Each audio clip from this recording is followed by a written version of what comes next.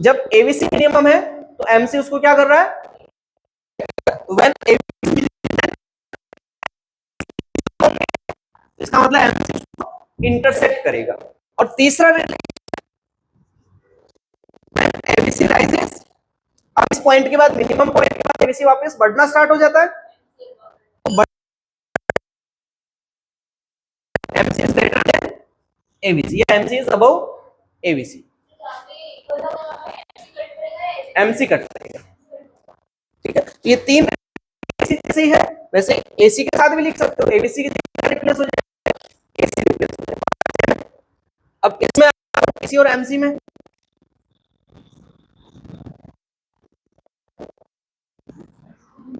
इसके डायग्राम थोड़े से सेपरेट बनाने पड़ेंगे। उसका रीजन क्या है, दोनों में बहुत बड़ा अंतर होता है।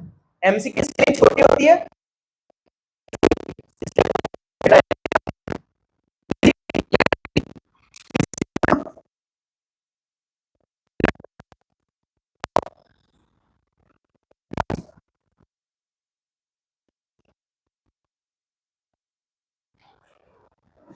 ये इसमें रिलेशन अपन देख रहे हैं। ये मिनिमम एमसी का जब मिनिमम पॉइंट होगा वहां पर एक लाइन, एमसी और टीसी में पहला रिलेशन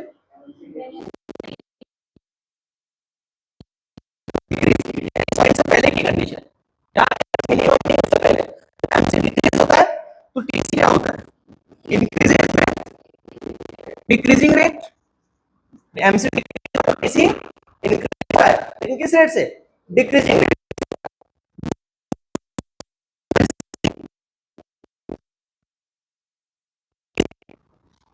इंक्रीजेज विथ इंक्रीजिंग, यही है।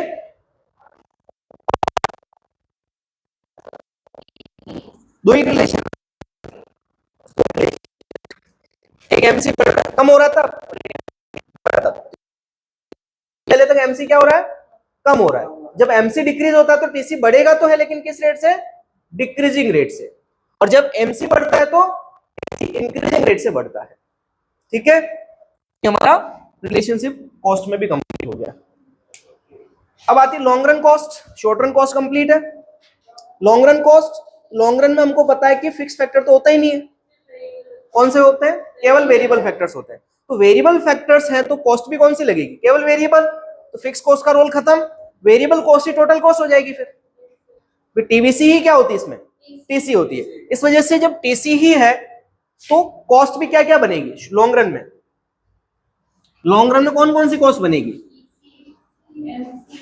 टीसी एमसी और एसी, वैसे तीन ही कॉस्ट होगी।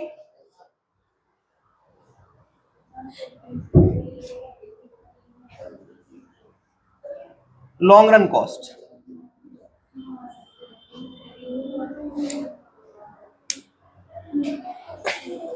लॉन्ग रन एसी जो है ना, एक चीज ध्यान रखना, ये चीज अपन अभी तक एग्जाम पूरे साल भर में ही नहीं पढ़ी। हाँ, जो अब मैं चीज बता रहा हूं लॉन्ग रन कॉस्ट को लेकर, लॉन्ग रन में कितनी कॉस्ट है, टीसी एलटीसी, दूसरा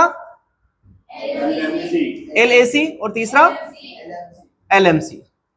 बाकी सब में कॉमन चीज है, LTC long run total cost है, जीरो से स्टार्ट होगी है ना, इसका शेप तो वैसे ही रहेगा एलटीसी। दूसरी कॉस्ट एलएसी। अब इस एलएसी में एक नई चीज है, इस एलएसी बनी कहां से, बहुत सारे शॉर्ट रन कॉस्ट मिला के लॉन्ग रन कॉस्ट बनती है। लॉन्ग रन आया कहां से, शॉर्ट रन, छोटे छोटे शॉर्ट रन मिला के लॉन्ग रन कॉस्ट बनी होगी। तो ये जो लॉन्ग रन एवरेज कॉस्ट है किससे मिला बना होगा, शॉर्ट रन एवरेज कॉस्ट से। ये चीज पढ़ी हुई क्या आपने, नहीं पढ़ी हुई। ये क्या है, मैंने शॉर्ट रन एसी बनाए, एस ए सी, ये सब क्या है, एस ए सी, ये एस ए सी, ये क्या है, S A C. Short run average cost का सम ही क्या होता है, लॉन्ग रन एवरेज कॉस्ट। और इस लॉन्ग रन एवरेज कॉस्ट को इसी वजह से एनवलप कर बोलते हैं, एनवलप।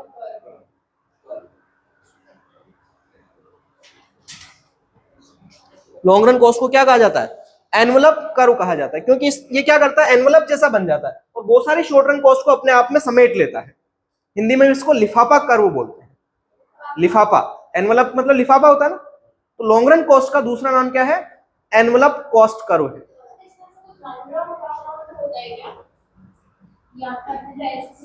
ये जो पॉइंट है ना मिनिमम, ये मिनिमम पॉइंट, इसको लॉन्ग रन ऐसी को टच करेंगे बस, ये ध्यान रखना। तो इस लॉन्ग रन एवरेज कॉस्ट का दूसरा नाम क्या है? एनवलप कर्व है। तो एग्जाम में आ जाए एनवलप कर्व किस कॉस्ट क्या होती है, या एनवलप कॉस्ट किसको बोलते हैं? तो लॉन्ग रन एवरेज कॉस्ट को क्या बोलते हैं? एनवलप। हाँ हाँ, अगर एनवलप कर्व पूछ लिया जाए तो, अगर आपको डायरेक्ट क्वेश्चन आ जाता है व्हाट इज एनवलप कर्व, तो आप तो छोड़ के आ जाते हैं, तो कभी पढ़े ही नहीं। तो अभी मेरे को याद आ गया, अच्छा रहा। और एलएमसी तो वही, एलएमसी का डायग्राम वैसे ही बनता है, कोई चेंज नहीं है। तो ये हमारी लॉन्ग रन कॉस्ट है सारी। ठीक है, ये कॉस्ट चैप्टर भी आपका ऑलमोस्ट कंप्लीट ही है। जो समरी अपन को पढ़नी थी अपन ने कवर कर ली है। तो आज की क्लास का जो हमारा टारगेट था हमने अचीव कर लिया है। कल थोड़ा सा टारगेट पिछड़ गए थे, तो आज उसको भी कवर किया, और 2 चैप्टर अपन ने ये पढ़ने थे ये भी पढ़ लिए। ठीक है, अब कल की क्लास अपन ने आज के टारगेट में एक और चैप्टर ले रखा था ना, प्रोडक्शन कॉस्ट के अलावा भी एक और चैप्टर था मार्केट वाला, theory of firm under perfect competition, उसको कल ही पढ़ेंगे। ठीक है, आज समय भी ज्यादा हो गया, कल वापस कंटिन्यू अगले चैप्टर से स्टार्ट।